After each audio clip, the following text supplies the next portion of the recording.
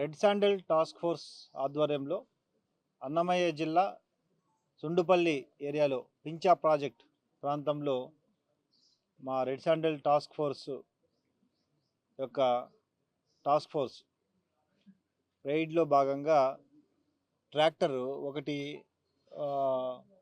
Water tanker మీకు పక్కన చూపిస్తున్నారు. వాటర్ ట్యాంకర్లో అనుమానాస్పదంగా ఉన్నప్పుడు అక్కడ చూస్తే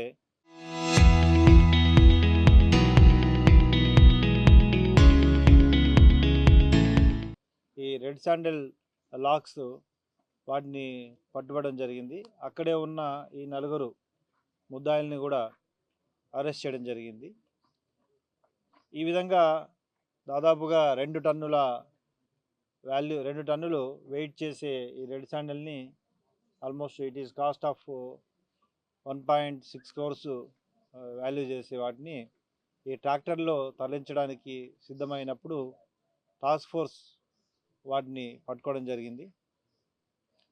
ఇటీవల కాలంలో కొంతమంది ఇంపార్టెంట్ ముద్దాయిల్ని కూడా అరెస్ట్ చేయడం జరిగింది. దాంట్లో భాగంగానే ఈ క్రైమ్లో కూడా కొంతమంది ఇటీవల జైలుకు వెళ్ళి బయటకు వచ్చిన వ్యక్తుల యొక్క రోల్ కూడా ఎస్టాబ్లిష్ అయింది. వీటన్నింటినీ ఇంకా కూలంకషంగా ఇన్వెస్టిగేట్ చేసి అరెస్ట్ చేయడం జరుగుతుంది మిగతా వారిని కూడా. ఈ టాస్క్ ఫోర్స్ యొక్క ఆపరేషన్ని సక్సెస్ఫుల్గా కంప్లీట్ చేసిన SP Srinivas IPS, Kulasekhar additional SP, DSPs, తర్వాత ఏసీఎఫ్ వారి మొత్తం టీం అందరినీ కూడా అభినందించడం జరుగుతుంది. Thank you.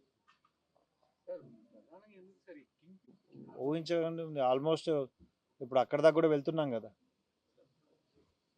సో ఆల్మోస్ట్ ఇప్పటివరకు అరెస్ట్ చేయని కొంతమంది ఇతర దేశాలకు సంబంధించిన వ్యక్తులను కూడా ఇటీవల అరెస్ట్ చేయడం జరిగింది. ఇంకా కొంతమంది ఉన్నారు, వాళ్ళని కూడా అరెస్ట్ చేస్తాం. ఆ రోల్స్ అన్నీ క్లియర్గా ఎస్టాబ్లిష్ చేస్తున్నాం. తప్పకుండా అప్ టు ఎవరైతే ఎక్స్పోర్ట్ చేస్తారో వాళ్ళని కూడా అరెస్ట్ చేయడం జరుగుతుంది. ఇందులో 2 తమిళనాడు చెందిన ప్రాంతం వారు, 2 చిత్తూరు చెందిన ప్రాంతం వారు. ఇంకా ఫర్దర్ లీడ్స్ కూడా వెరిఫై చేస్తాం.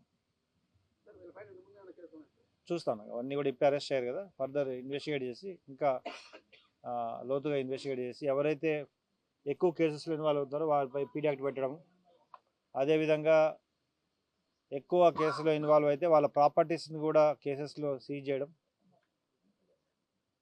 జరుగుతుంది.